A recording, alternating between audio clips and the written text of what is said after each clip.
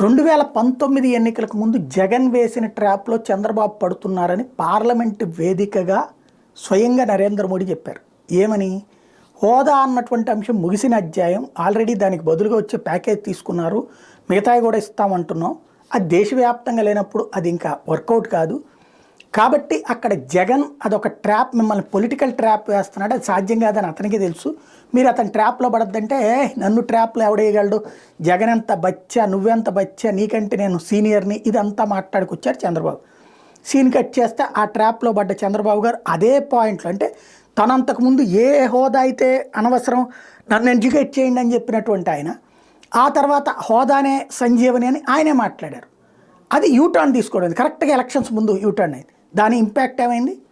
చంద్రబాబు గారు దెబ్బతిన్నారు, జగన్ ట్రాప్లో పడి 23 సీట్లకు పరిమితం అయ్యారు. ఇప్పుడు జగన్ వేసిన ట్రాప్లోనే చంద్రబాబు పోతున్నారు. తనకి సంబంధించి